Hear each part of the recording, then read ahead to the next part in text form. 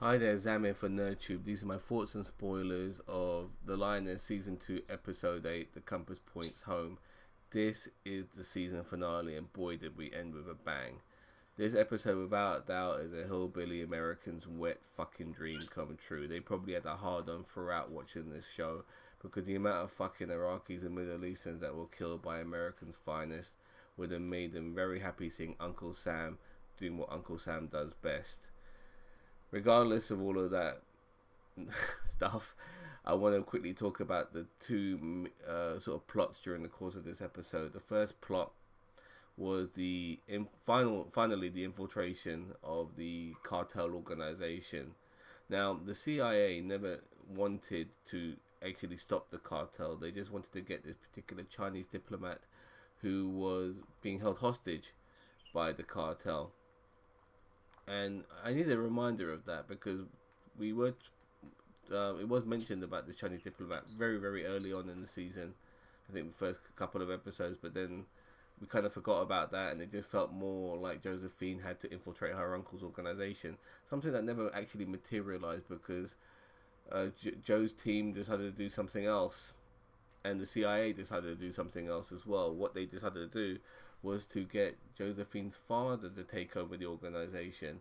You see, her father lives in America and has a very, very good life, but if the cartel knows that the CIA have arrested him, then he will be living under witness protection, and the cartel will probably believe that he's giving out information, which means that his life will be worthless, which also means that he, even if he was under witness protection, things like the internet could easily give out where he is, just one wrong picture posted on Instagram, for instance.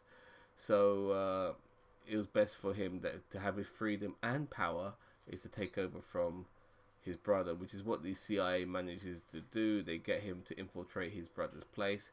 He ends up killing his brother, who's the leader of the cartel, and then ends up taking over the cartel. The Chinese diplomat or whoever that person was happens to be there. The CIA managed to take him away. That's the prize they want. That's their MacGuffin. They get him back, and everything's hunky dory.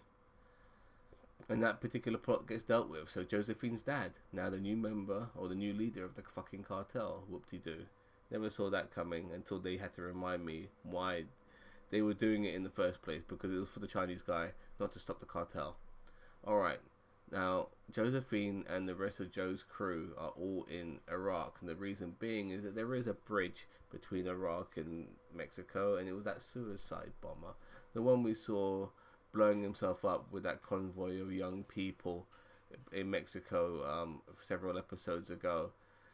So the cartel will be doing business with suicide bombers, and on top of that, the Iraqis themselves have a couple of Chinese nuclear scientists working for them as well. These people, these nuclear scientists, the Americans want to infiltrate, but they don't want the Iraqis having these guys working for them. And that's when we get this massive action scene. You see, last week, Josephine was back on the field, so to speak. She wasn't necessarily going to be fighting, but she was definitely going to be traveling with her troops to Iraq to basically tell them what to do. But Josephine, sorry, not I say Josephine, I meant Joe. Joe as in Joe Saldana. See, this is why having a character called Josephine is fucking stupid. Regardless, Joe's husband doesn't want her to be doing this. She should be at home chilling out. She's allowed to do that, but she's such a workaholic. She doesn't want to do that. Also, she believes that for her, in order, hey, my birds are fighting. Wait, stop it. In order for her troops to survive, she feels that she's the best thing for her troops to live by being the person who organizes the battle plan, so to speak, by going out there. And the battle plan is basically for Josephine to get into an Apache helicopter because she's very good at doing that sort of shit. Cruz will be her gunner as well, and then to blow the shit out of a military convoy of sorts, which has the nuclear scientists in that convoy to blow the shit out of all of that, but make sure the scientists live. And that's it. Job should be done. There'll be some other troops around there, a couple of snipers as well to help out from a distance, just to make sure that they can tie these things up. But unfortunately, things don't go according to plan. Josephine's Apache gets hit by a rocket. Their ship crashes, and now they're on foot to escape. But Josephine's got a broken leg, so Cruz has to help her out. The few troops who are there are not enough to stop this massive, battalion of Iraqis who just keep fucking coming out of nowhere to stop these guys, to stop the Americans. And then next thing you know, Joe feels like she has to now get into battle to help her troops because they're relying on people to save them. So now Joe gets strapped up and ready to go, knowing that this could be the end of her because she's still injured, so to speak. But regardless, she goes out there, and then next thing you know, we just got guns just shooting fucking everywhere. As I said earlier, Hillbilly's fucking wet dream, bang, bang, bang, bang, bang. And it's really well executed, regardless of me making these stupid jokes. It's very well executed. All the action scenes, this is like Hollywood movie level filming of action, beautifully done, glorious to look at. It sometimes war can be portrayed in a way that is very tragic.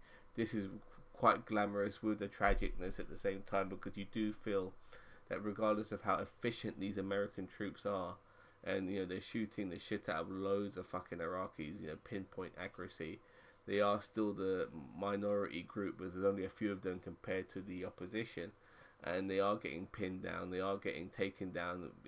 Some people are getting shots to the legs or the gut or whatever. It's getting harder and harder for them to maintain the offense. And at one particular point, the CIA, who are watching all this from satellite, call the president to help these troops, and the president then sends out fighter jets to basically clean up these Iraqis from doing any more killing of American of these American military personnel, Joe's people. And it was a really good climactic ending to that particular fight, because Joe did feel at one particular point that, oh shit, this is it for all of us, we're all gonna fucking die here. But like any old good Hollywood film, a last minute save, and we got that for sure, and it was really well done. I loved it. It was glorious. It was so beautifully executed. I had a really good time. And with Joe living through all of this, she now has to go back to America to face the fucking music, because her husband was super pissed off with her for fucking going into this fight, knowing that she was already injured in the first place, and when she didn't have to do it. But her husband had a chance to calm down and was there for his wife when she arrived, and hugged her and kissed her and all of that sort of shit. Regardless of him being pissed off at that particular moment, it's still his wife. He still loves her a lot. She is the mother to his kids. All is forgiven. And that's the end of the episode. That's the end of the season. Roll on season 3, because I'm going to give season 2, episode 8, a fucking 10 out of 10. I'm going to give season 2 entirely a 10 out of 10. Even though not every episode, I think the only 10 I've given for this season is episode 8, and I've given every other episode a 7, 8 or 9. There's still top marks for an entire season. So to get good marks entirely for an entire season means that, you know what, you deserve the 10 out of 10 treatment. This is a great fucking show.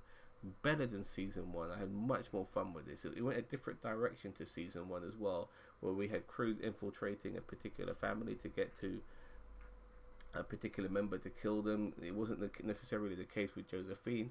In this particular episode, you can see the course corrections made by the CIA and the military to go a different route and not necessarily go with Josephine as some sort of lioness person to infiltrate an organization. She's not that sort of person. She's not a field agent. She's a fucking pilot. So they used her for what she's good for, flying Apaches and blowing the shit out of people, and she did that really well. I like the way that the show went a different direction to season 1, and I appreciate that. It wasn't necessarily a bait and switch, because what we got was still very enjoyable, and yeah, it gets a good mark for me. I'm already looking forward to season 3. This is one of Taylor Sheridan's better works, and yeah, I highly recommend it. Let me know what you think. Don't forget to like, share, subscribe to NerdTube, the greatest social media channel you never heard of. Take care. Bye bye.